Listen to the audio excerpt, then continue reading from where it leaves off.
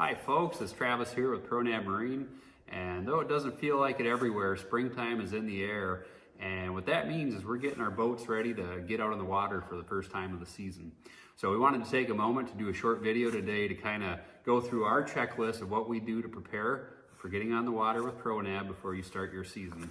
Now that I've assembled everything, I've got my boat, this is our tiny boat, I've got my trolling motor, batteries, everything's the way I left it last season. First thing I'm going to do is go through and just do a quick walkthrough of all the equipment, the wiring, the batteries, and make sure things are still in good order.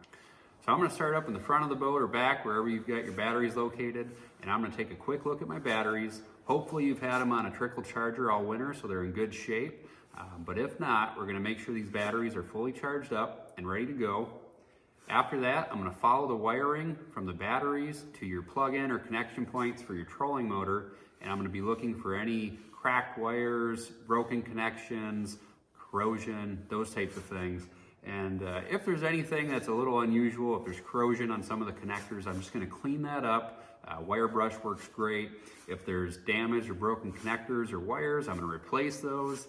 And if everything's in good working order, I'm going to plug everything in, make sure my power is connected to the trolling motor, make sure your ProNav's installed, make sure all the plugs are connected. And from there, we're just going to do a quick check with our ProNav app and the remote control to make sure everything's working just the way we left it. So the first thing I'm going to do, once I've got my battery secured, it's charged, it's connected to the trolling motor, I am going to do a quick check on the trolling motor display up front and make sure that we've got a charge, so I can see my full charge indicator here is looking good. The second thing to do is to make sure your ProNav unit has power going to it, and the easy way to tell is to look at the diamond and the logo on top of that GPS unit. And basically I'm just looking for a light. So the first thing I'm going to do is I'm going to go and make sure my app is up to date. So if you're on Android, you're going to the Play Store. If you're on iOS, you're going to the Apple App Store, and basically look for the ProNav Angler mobile app. You're going to look for any updates available. If there are, you're going to perform those updates. And once that update's complete, we're going to go into the app and we're going to connect that to the ProNav unit and make sure we can control this trolling motor. And once I'm connected, it takes a second here. There we go. I should have manual control. So that's this screen right here.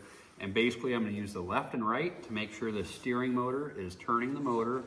And I'm going to use the prop on and off with the speed up and down buttons to get this prop turning, just to make sure that everything is working as we would expect. It's a prop, we've got steering.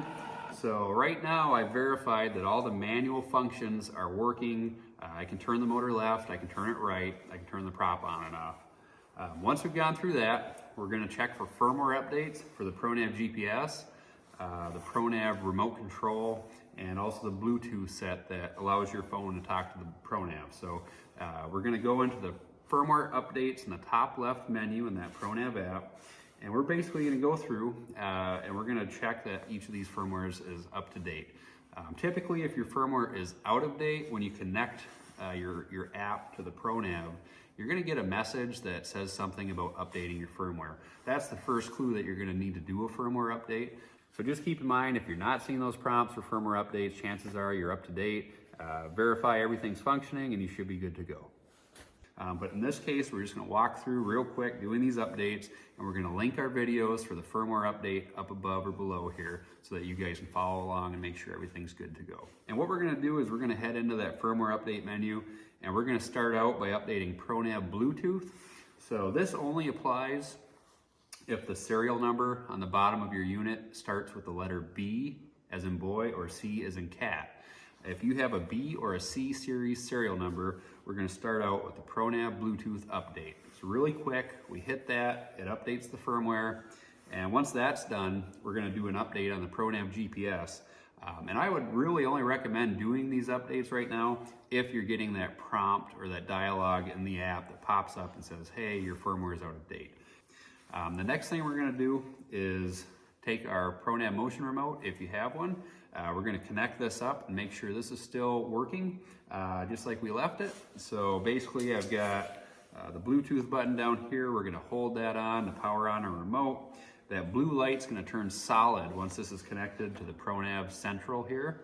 And once that blue light is solid, you should be able to control the steering with the left and right, and the speed with the plus and minus, and the prop on off, and get all the same basic functions working here from the remote. So once I've verified all of the basic functions on the remote, before I hit the water with this, I'm also going to make sure that I've got this remote fully charged. If you were diligent this winter, you probably had this on the charger for 1 or 2 times just to make sure it was keeping some charge in the battery. If you had it inside in a warm place, that's ideal, and your battery and everything should be just fine. When you pull it out in the spring, there's a chance that battery is completely dead. Just plug it in using the USB cord, that's a USB-C, and your 12-volt charger that was provided with the remote. Any USB-C cord will work between that charger and the remote, and we do get a lot of questions about whether or not other types of wall chargers and such are available for ProNav. At this time, we don't offer an alternative charger. We recommend using the one that we've provided so that we know it's going to work and be compatible with this remote. But if you are using a wall charger and trying to use a different type of charging device, I will just mention, take a note of the fine print on the 12-volt charger we provided. And if you're using a wall charger, make sure it has the same rating and capacity in terms of the amp output so that you're not overcharging this remote. That's the biggest issue we've seen is folks are using fast chargers and rapid chargers that are not compatible with this battery, and that creates some serious issues. There's a few other things I like to do at the start of the season. I like to go in and sync the ProNav cloud. Basically what that does is it takes all of my waypoints that I have saved in my app and it syncs them to our free cloud service so that all of those waypoints are backed up. And if I'm using a different mobile device, or if I lose my phone or trade phones, all those waypoints and data are saved. So do that real quick, make sure you've got your data saved. And then in addition to that, I'm gonna go in and make sure all the control settings are dialed in for my boat or for the application I plan on fishing next time on the lake.